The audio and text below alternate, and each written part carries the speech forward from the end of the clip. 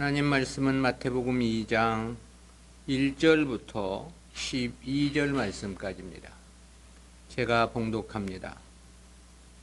헤롯 왕 때에 예수께서 유대 베들레헴에서 나심에 동방으로부터 박사들이 예루살렘에 이르러 말하되 유대인의 왕으로 나시니가 어디 계시뇨?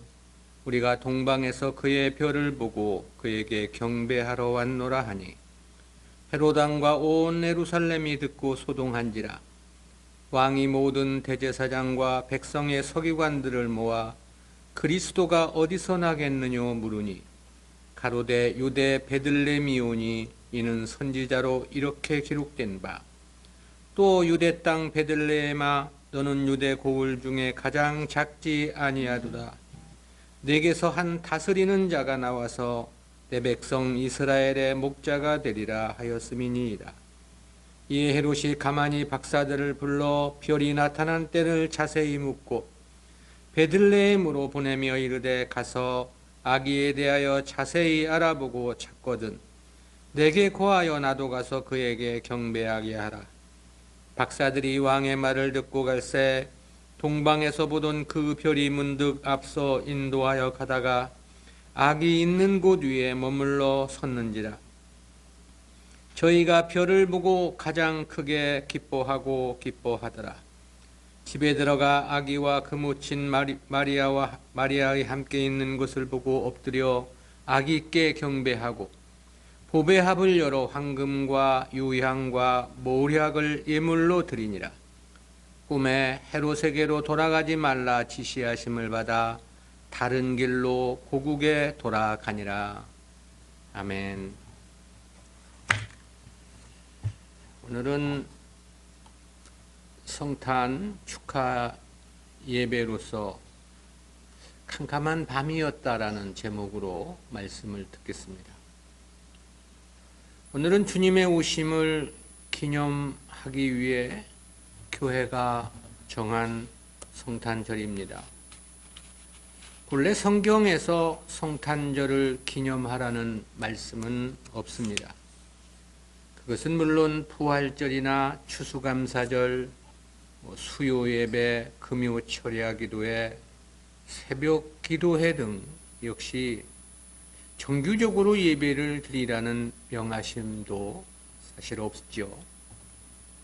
물론 하나님께 예배를 드린다는 것을 잘못이라 할 수는 없고요.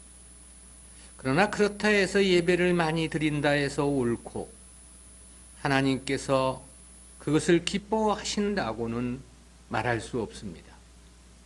중요한 것은 주님께서 기뻐 받으시는 예배를 드리느냐가 가장 중요한 관건이라고 말할 수 있겠습니다. 이 문제와 관련해서 이사야 선지자는 그렇게 증언한 바 있습니다. 이사야 1장 11절 12절입니다. 여호와께서 말씀하시되 너희의 무수한 재물이 내게 무엇이 유익하뇨? 나는 수양의 번제와 살찐 짐승의 기름에 배불렀고 나는 수송아지나 어린 양이나 수염소의 피를 기뻐하지 아니하노라. 너희가 내 앞에 보이러 오니 그것을 누가 너희에게 요구하였느뇨? 내 마당만 밟을 뿐이니라. 계속해서 그렇게 말씀을 하셨습니다. 13절 14절입니다. 헛된 재물을 다시 가져오지 말라. 분향은 나의 가증이 여기는 바요 월삭과 안식일과 대회로 모이는 것도 그러하니 성회와 아울러 악을 행하는 것을 내가 견디지 못하겠노라.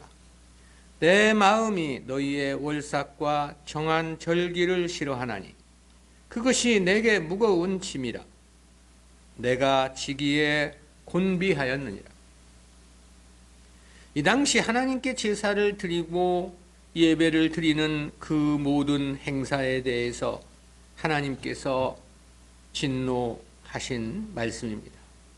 월삭도 그렇고 안식일도 그렇고 절기를 지키는 것도 오히려 싫어하신다고 말씀했습니다. 그것은 오늘날 역시 마찬가지입니다. 때문에 주님은 요한복음 4장 23절 24절에서 오직 신령과 진정한 예배를 거듭 강조하셨습니다. 따라서 모든 예배가 다 그렇겠지만 특히 성탄절을 포함한 절기 예배는 드리지 않는다 해서 크게 문제될 것은 없습니다.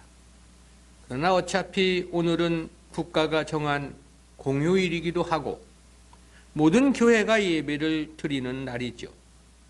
때문에 우리도 주님 탄생과 관련한 의미를 이 시간 살펴보고 주님께 감사를 드릴 수 있다면 유익할 것이라는 생각에 예배를 드리는 것입니다.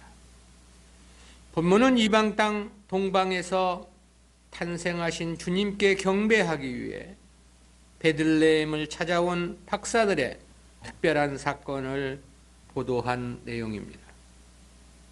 당시 이스라엘 백성들은 메시아 대망 사상에 살고 있었습니다. 특히 이때는 그 어느 시대보다도 이 메시아의 도래에 대한 기대와 소망이 매우 뜨거웠던 시대였습니다.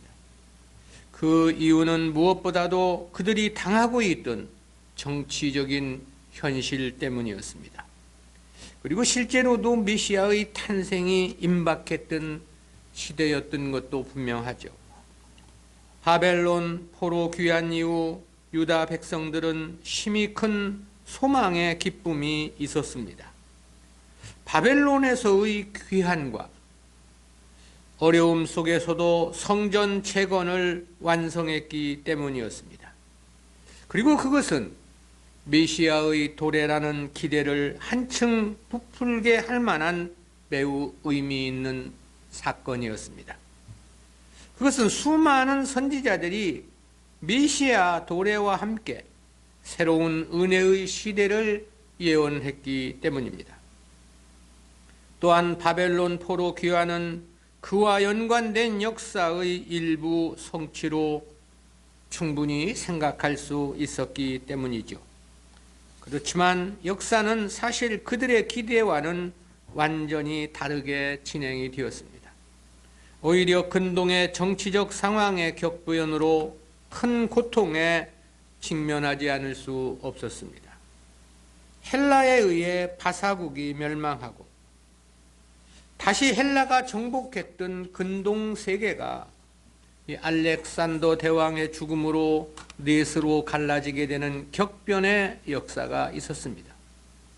그로 인해서 이스라엘은 애굽과 시리아의 각축장의 중간에 끼어서 번갈아가며 저들의 식민지로 고통을 당할 수밖에 없었습니다. 그리고 급기야는 다시 로마의 속국으로 전락하게 되었고 설상가상 에돔의 족속이었던 헤롯이 유다를 통치하는 굴욕적인 역사에 직면하게 되었죠.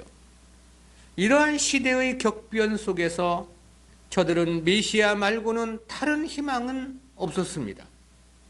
그랬기에 당시 유다 백성들의 심령에는 메시아에 대한 기대와 소망이 활화산처럼 뜨겁게 타오르고 있었던 것입니다. 마치 애굽의 가혹한 박해가 이스라엘 백성들에게 약속의 땅을 소망케 했던 것과 같은 양태라고 말할 수 있겠습니다. 특히 누가복음 2장에 보면 당시 의롭고 경건한 사람이었던 시므온이 이스라엘의 위로를 간절히 기다렸다는 보도가 있죠. 성령께서 그에게 메시아를 보기 전에는 죽지 않을 것이라는 하나님의 계시가 있었기 때문이었습니다. 이와 같은 사건은 많은 사람들에게 메시아에 대한 도래에 한층 더 소망을 달아오르게 했을 것입니다. 또 메시아의 길을 예비하러 온 세례 요한의 탄생과 그의 사역은 메시아에 대한 소망을 이스라엘 전역에 들풀처럼 번져 나가게 했을 것입니다. 그런데 정작 메시아가 탄생하셨을 때에는 유대인들은 깊은 영적인 잠에 빠져 있었습니다. 따라서 몇몇 양치기 외에 주님의 탄생에 대해서는 그 누구도 알지 못했습니다. 오히려 본문 말씀과 같이 도리어 이방인들이 주님을 찾아와 주님께 귀한 예물을 드리고 경배를 하게 되는 기이한 현상이 벌어지게 되었던 거지요. 어찌 보면 이는 실로 이해하기 어려운 상황이 아닐 수 없었습니다. 그토록 메시아를 대망했던 유대인들은 주님 오심에 대해 깜깜한 밤중이었는데 이방인들이 가장 크게 주님 탄생을 기뻐하며 예물을 드리고 경배를 했기 때문이었던 거죠.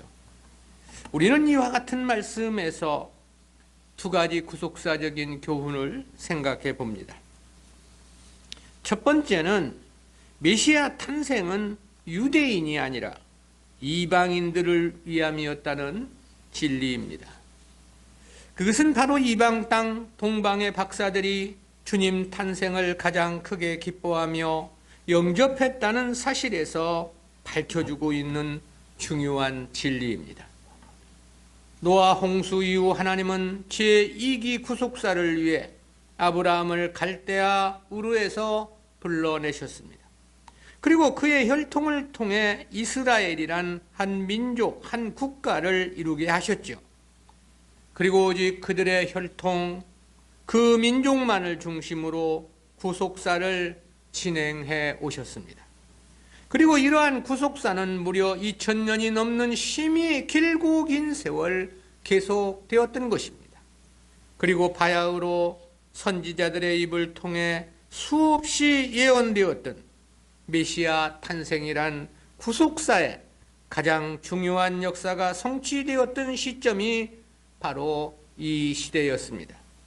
그러나 그토록 메시아를 대망했던 유대인들은 이 놀라운 역사적 사건에 누구 한 사람 제대로 아는 사람이 없었습니다.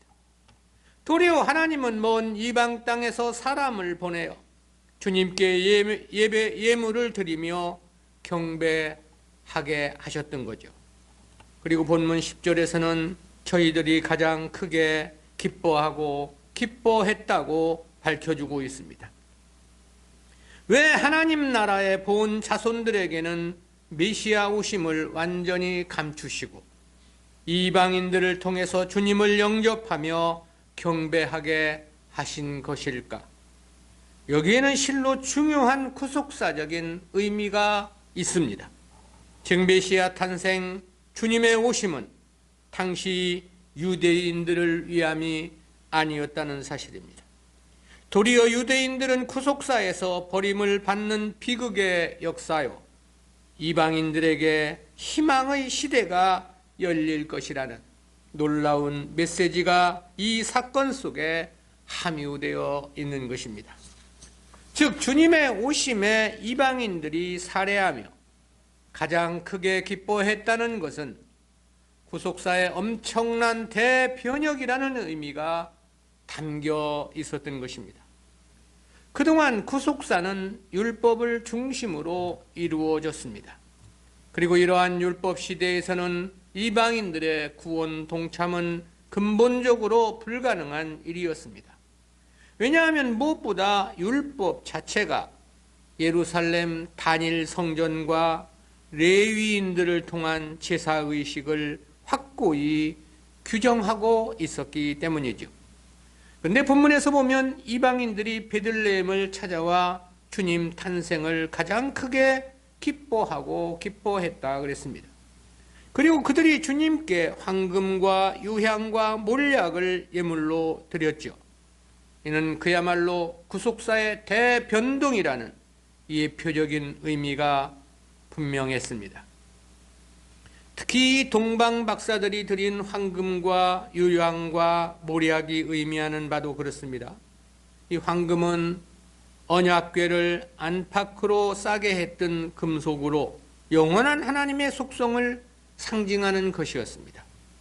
그리고 유향은 하나님께 제사를 드릴 때 제단에 피웠던 향이었습니다. 몰약은 제사장들이 거룩한 관유를 만들어 제사장들을 성별할 때 첨가하여 사용했던 중요한 향유였습니다. 즉 모두가 하나님을 섬기는 데 있어서 가장 중요한 물품들이었다라는 사실입니다. 근데 지금 이러한 물품들을 이방인들이 주님께 드렸던 거죠. 즉 이제 주님의 탄생과 함께 새롭게 준비되어 가는 구속사는 이방인들이 구원 역사의 주역이 될 것이라는 의미를 강하게 시사해주고 있는 것입니다. 그리고 실제 역사에서도 주님의 대속의 완성으로 율법 의식은 폐지되었습니다. 그로 인하여 구속사는 믿음으로 구원을 받게 되는 새로운 시대가 활짝 열리게 되었던 거죠. 그로 인해 급기야 복음은 이방을 향하여 나아갈 수 있게 되었고요. 그래야 했기에 당시를 보면 이방인들이 도처에서 구원의 반열에 동참하고 있음을 성경은 밝혀주고 있습니다. 그 중에 대표적인 사례가 사마리아 여인과 그곳 사람들의 메시아 영접입니다. 초기 유대 사역을 마치신 주님은 갈릴리로 돌아가시면서 특별히 사마리아를 찾아주셨습니다. 그때 사마리아 사람들이 주님을 영접한 기사는 요한복음 4장에서 상세히 보도해주고 있죠. 유대인들은 사마리아인들에 대해서 부정하다 하여 상종조차 하지 않던 사람들이었습니다. 그런데 그들이 주님이 메시아인 사실을 먼저 깨닫고 주님을 먼저 영접했던 것입니다. 그리고 이러한 사실은 하나님의 구속사의 실로 충격적이고 의미심장한 일이 아닐 수가 없었습니다. 또 유대 종교 지도자들은 주님을 힐문하며 책잡기에 열을 올리고 있었죠. 그런데 시돈 땅 가나안 여인은 주님을 보자마자 다윗의 자손이여라며 주님의 메시아 되심을 고백하는 것을 볼 수 있습니다. 또 마태복음 8장 10절에서는 이방인이었던 백부장의 믿음을 보시고 이스라엘 안에 이만한 믿음을 만나보지 못했다고 말씀하기도 하셨습니다. 그리고 그런 충격적인 말씀을 하셨죠. 마태복음 8장 11절 12절입니다. 또 너희에게 이르노니 동서로부터 많은 사람이 이르러 아브라함과 이삭과 야곱과 함께 천국에 앉으려니와 나라의 본 자손들은 바깥 어두운 데 쫓겨나 거기서 울며 이를 갈미 있으리라. 이방의 많은 사람들이 천국 백성으로서 그 영광을 차지하게 될 것이라는 말씀이고요. 그렇지만 나라의 본 자손들은 바깥 어두운 데 쫓겨나 거기서 울며 이를 갈미 있을 것이라고 말씀했습니다. 이는 이스라엘이 버림을 받을 것이라는 실로 충격적인 선언이었죠. 그리고 역사는 이 말씀과 같이 그대로 성취되었습니다. 이스라엘은 구속사의 주역에서 완전히 버려짐을 당했습니다. 그리고 이 말씀처럼 그들은 그 땅에서조차 쫓겨나 2000년 세월을 세상에 유리방황하며 비극적인 삶을 살아야 했습니다. 그러니까 주님의 탄생은 유대인들에게는 치명적인 슬픔의 역사였던 것입니다. 도리어 이방인들이 영광을 받게 되는 놀라운 역사적 이정표였다는 사실입니다. 오늘 이방의 성도들이 더욱더 주님 탄생을 감사해야 할 이유가 여기에 있습니다. 실제 주님의 탄생은 우리 이방인들에게 있어서의 희망이요 힘이 큰 축복의 역사였기 때문입니다.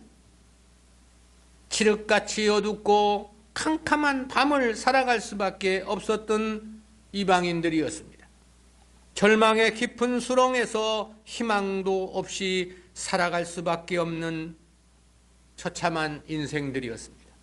그저 태어나 세상 것만을 추구하다가 죽어 하나님의 심판을 받을 수밖에 없는 운명이었습니다.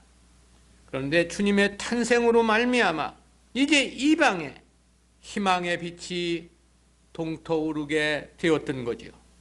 그야말로 인류 역사에 이방인들에게는 가장 위대하고 축복된 역사가 아닐 수 없었습니다. 그러므로 오늘 이방의 교회들과 성도들은 주님의 탄생을 보다 각별한 의미에서 조명해야 하고 또 감사해야 합니다. 그리고 주님께서 오신 성탄절에 대한 의미를 보다 깊이 새기며 주님께 충성을 다해야 한다는 생각도 해보게 됩니다. 성탄절을 사람들의 명절처럼 보내서는 결코 안 될 일입니다. 인간들을 위한 잔칫날이 되어서도 안 되는 것입니다. 무엇보다 우리를 위해 이 땅에 오시어 십자가를 지고 죽으심으로 대속을 완성해 주신 주님의 은혜에 크게 감사하는 마음이어야 합니다. 저는 지금까지 성탄절에 우리 자식들이나 손자, 손녀들에게 무슨 선물을 주어본 적이 없습니다.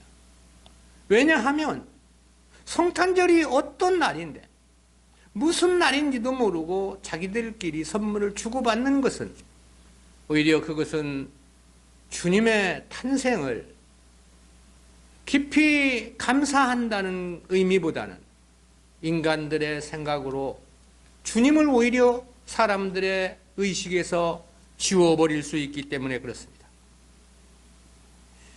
주님의 성탄절은 사실 이제는 나를 위해서가 아니라 주님을 위한 삶을 살겠다는 각별한 각오를 다지는 그와 같은 날이 되어야 한다는 생각을 갖습니다. 세상을 위한 삶이 아니라 주님께서 원하시는 하나님의 나라 소망으로 살겠다는 결단의 성탄절이 되어야 한다라는 거죠. 이것이 아니라면 그 어떤 성탄 예배도 아무런 의미가 없을 것이기 때문입니다. 두 번째는 주님이 탄생하셨던 그때의 교회는 캄캄한 밤이었다는 그런 교훈입니다. 그것은 주님이 탄생하셨던 그 시대의 교회가 주님 탄생을 전혀 알지 못했다는 사실에서 깨닫게 되는 교훈입니다. 어떻게 메시아를 그토록 기다려 놓고도 그렇게 깜깜할 수 있었을까? 이방인이었던 동방의 박사들은 그 멀고 먼 동방에서부터 주님 탄생의 소식을 알고 주님을 영접하러 유대 땅을 찾아왔던 것입니다. 그런데 그 땅에 살고 있던 나라의 본 백성들은 아무것도 알지 못했다는 사실이죠. 그러므로 그 당시 교회는 영적으로 말하면 깜깜한 밤이었던 것이 분명합니다. 실제 주님께서 탄생하셨던 시간도 공교롭게 깊은 밤이었지요. 그래서 주님 탄생에 대한 시간을 누가복음 2장 8절에서는 이렇게 밝혀주고 있습니다.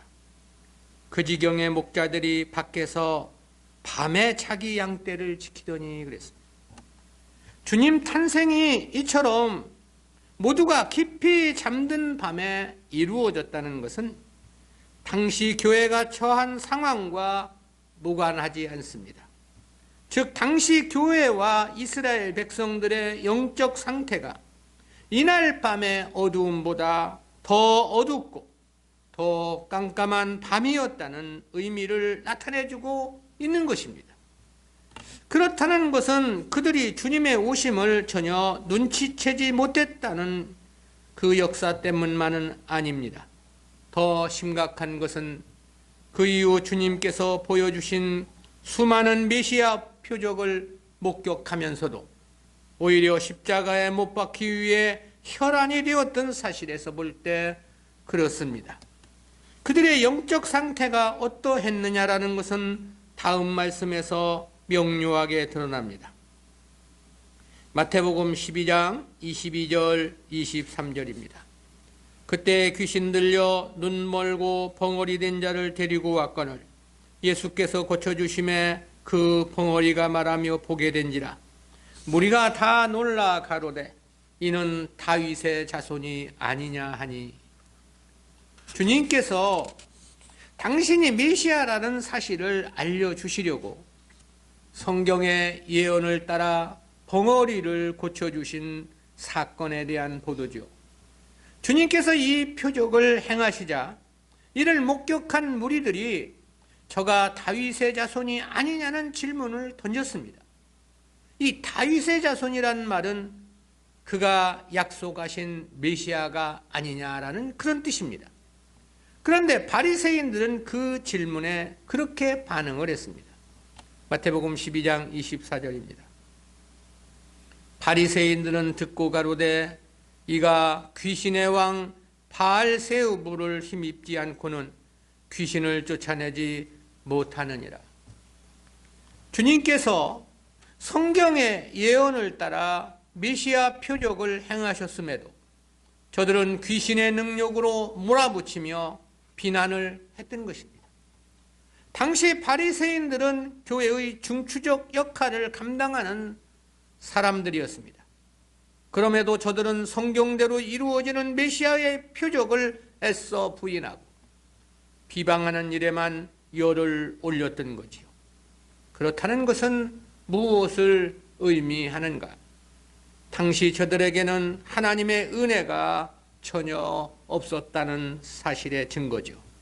그렇지 않고서야 이럴 수는 없는 일이기 때문에 그렇습니다. 하나님은 이방인들에게도 이를 알려주셔서 저들로 하여금 주님을 찾아 경배하도록 하신 것이었습니다. 양치는 목자들에게도 천사들을 통해서 메시아의 탄생을 알려주셔서 주님을 찾아와 천사의 말을 전하게 하기도 했죠. 또 시므온에게는 죽기 전에 탄생하실 메시아를 볼 것을 가르쳐 주기도 하셨습니다. 그런데 왜 그 당시 교회의 지도자들, 백성들에게는 하나님의 율법을 가르쳤던 바리새인들, 율법 박사들에게는 가르쳐 주시지 않았느냐는 거죠. 왜 하나님께 드리는 제사를 관장했던 제사장들이나 성전을 관리했던 사두개인들에게는 공개해 주지 않으셨느냐는 것이죠. 그것은 그야말로 저들이 모두 타락했기 때문이었습니다. 그랬기에 주님께서 탄생하셨던 그날 밤은 세상만 깜깜한 밤은 아니었습니다. 당시의 교회, 이스라엘 사람들의 심령 모두도 깜깜한 밤이었던 것입니다. 그들은 모두가 자신들이 하나님 백성이라고 자부하며 하나님의 율법을 지킨다고 큰 소리 쳤던 자들이었습니다. 일주일에 금식을 2번씩이나 하고 있었죠. 근처의 11조까지 드리는 열심을 나타냈습니다. 율법에서 부정한 것을 먹지 말라 했기에 하루살이 한 마리가 빠져 죽었을까를 염려해서 온 포도주를 거두는 일도 마다하지 않았습니다. 그럼에도 정작 하나님께서 실행하시는 역사에 대해서는 도무지 알지도 깨닫지도 못하는 깜깜한 밤의 시대를 저들은 살고 있었던 거죠. 그리고 이러한 교회의 현상은 꼭 그날의 현상만은 아닙니다. 특히 오늘날 한국의 교회는 물론이고 모든 세상의 교회들이 당시의 교회와 같이 캄캄한 밤이 아니냐는 생각을 갖게 합니다. 그렇지 않다면 어떻게 성탄절이 산타클로스가 주인공이 될 수 있겠느냐는 거죠. 그렇지 않고서는 어떻게 성탄절이 인간들의 잔칫날로 더 흥청될 수 있겠느냐는 거죠. 성탄절 축제를 준비한다며 한 달, 2달 전부터 법석을 떨면서 정작 진리에는 소, 닭 쳐다보듯 무반응인 상태가 밤이 아니고 무엇이냐라는 것입니다. 하나님의 나라 영생에는 관심이 없으면서 오직 세상 것, 육신의 문제에만 목청이 찢어져라 부르짖는 성도들의 기도가 밤이 아니고 무엇이냐는 것이죠. 그야말로 오늘 우리 시대가 과거 주님이 오셨던 그날처럼 깜깜한 밤이 틀림이 없다는 생각을 지울 수 없습니다. 세상 모든 나라 교회의 현실을 보면 그야말로 당시 교회와 너무나도 흡사한 시대적 상황을 맞고 있음이 분명해 보입니다. 주님께서 탄생하셨던 그 시대는 2000년 동안 구속사의 주역으로 하나님의 축복을 독점해왔던 이스라엘이 버림을 받는 시대였습니다. 그로 인하여 구속사는 이방으로 옮겨지는 역사를 목전에 맞고 있었지요. 때문에 이스라엘 백성들은 100% 하나님을 믿는 사람들이었지만 실제 당시의 교회와 성도들은 대부분 무늬만 성도요, 무늬만 교회였던 것입니다. 실제로 구원의 일을 하나님의 택한 백성은 없었다는 거죠. 그랬기에 그들이 그토록 간절히도 주님을 기다려 놓고도 정작 주님은 알아보지 못하고 주님을 십자가에 못 박기 위해 광분하고 있었던 것입니다. 오늘날 세상의 모든 교회들도 보면 이와 흡사한 위기의 상황임을 부정할 수가 없습니다. 무늬만 교회이고 무늬만 성도들이 교회에 차고 넘치는 것입니다. 그러기에 한국에서는 교회 목사가 절에 승려를 데려다가 교회에서 세미나를 하는 일이 벌어지기도 하죠. 또 교회 목사가 절에 승려의 주례로 결혼식을 올렸다는 신문 보도를 접하기도 합니다. 또 불교가 성탄절을 축하해 주고 교회가 석가 탄생을 축하해 주기도 하는 세상이 되어 버렸습니다. 비단 이와 같은 특수한 일뿐만 아니라 하더라도 교회가 추구한다는 것이 온통 세상뿐이라는 것이 그렇습니다. 성도들의 관심이 온통 육신의 문제뿐인 것도 마찬가지입니다.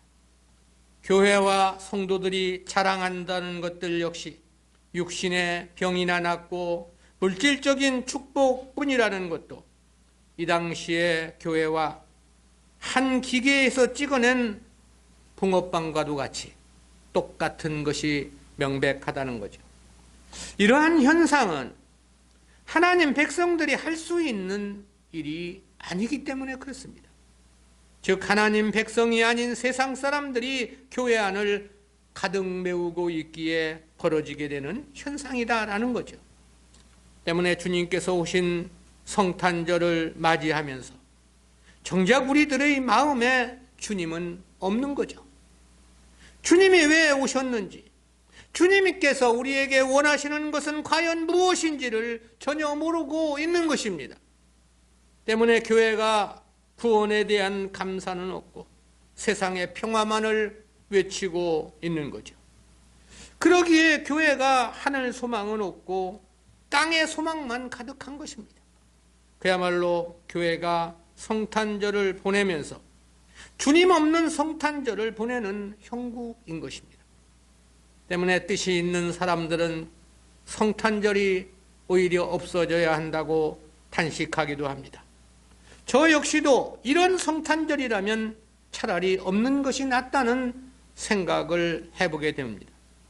어차피 성경에서 이러한 절기를 지킬 것을 명하신 바는 없기 때문입니다. 오늘 우리가 성탄절을 보내고 있는 이 12월 25일은 본래 로마가 섬겼던 태양신의 축제일이었습니다. 우상의 축제일이었다 이 말입니다. 로마의 태양신 축제일은 동지가 지난 뒤 3일이 지난 12월 25일이었습니다. 낮보다 밤이 가장 긴 날이 동지이죠. 그러기에 어두움이 극상에 달하는 동지가 지나가고 그때부터 서서히 낮의 길이가 길어진다는 사실에 착안을 해서 로마인들은 동지가 지난 3일이 되는 12월 25일을 태양신의 부활의 날로 정하였던 것입니다. 그리고 이 날을 태양신의 축제일로 즐겼던 거죠. 특히 모든 절기는 전통적으로 이 달의 움직임을 기준으로 한 음력의 절기입니다. 그렇지만 동지만은 해의 움직임을 감안해서 만든 유일한 날입니다. 때문에 동지는 음력으로는 그 날짜가 해마다 큰 변동이 있지만 이 태양력으로는 언제나 12월 22일이나 23일에 돌아옵니다. 금년에도 동지는 3일 전 22일이었죠. 로마인들이 이날을 태양신의 축제일로 정한 것은 이와 같은 의미가 반영이 되었던 것입니다. 그런데 로마가 국교를 기독교로 바꾼 다음 빛으로 명명되신 주님의 탄생일을 12월 25일로 대체를 한 것이었습니다. 이는 빛이신 주님의 탄생을 기념한다는 명분에서 정해진 것이었지요. 그렇지만 한편으로는 그동안 태양신을 섬겼던 로마 사람들에게도 그 축제일을 그대로 지킬 수 있도록 할 수 있다는 것에서 착안이 되었던 것입니다. 그러기에 역사가들은 이를 절묘한 절충이며 융합이라고 평가하기도 합니다. 기독교인들에게도 불만이 없고 또한 이교도를 믿는 로마인들도 큰 불만을 잠재울 수 있었기 때문이었던 거죠. 그러나 실제 성경에서는 주님의 탄생은 물론이고 주님의 죽으심이나 부활하신 날까지도 철저히 비밀에 붙이고 있습니다. 바울은 오히려 그런 말을 한 바 있죠. 갈라디아서 4장 10절 11절입니다. 너희가 날과 달과 절기와 해를 삼가 지키니 내가 너희를 위하여 수고한 것이 헛될까 두려워하노라. 히브리서 6장 2절에서는 부활에 관한 교훈의 터도 다시 닦지 말라고 말씀했습니다. 왜 그런 것일까? 진리를 따르고 섬기는 일보다 그런 외형적인 행사에 더 치중할 것을 미리 아셨기 때문일 것이란 생각을 해봅니다. 그렇다는 사실에서 보면 성경의 묵시적인 암시는 이런 절기나 명절을 지키는 것보다 그런 날을 만들지 말고 지키지 말라는 뜻이 보다 강하게 시사된다고 말할 수 있습니다. 오직 주의를 중심으로 오직 진리와의 관계에서 주님을 만나고 또 섬기기를 원하셨다는 사실이죠.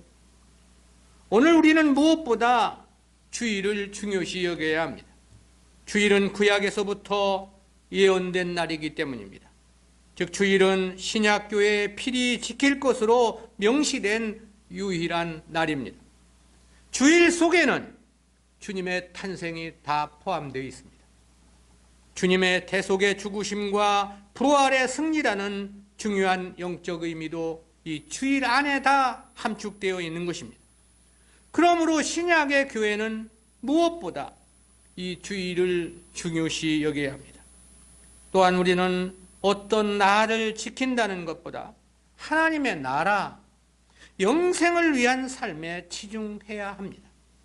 그것이 성경이 성도들에게 원하시는 가장 중요한 하나님의 뜻이기 때문에 그렇습니다. 따라서 주일을 소홀히 취급하는 사람은 성탄절을 축하할 자격이 없는 사람입니다. 하나님의 나라 영생에 관심이 없는 사람은 성탄절을 이야기할 자격이 없는 것입니다. 주님 오심 자체가 세상의 평화가 아니라 하나님의 나라 영생을 주시기 위해 오신 까닭입니다. 그러므로 진정으로 주님의 탄생을 축하하며 기념한다는 것은 주일에 대한 바른 인식에서부터 시작된다고 말할 수 있습니다. 그리고 세상을 포기하고 영생을 위한 목적으로의 삶의 전환이 기독교 신앙의 완성이라고 말할 수 있겠습니다.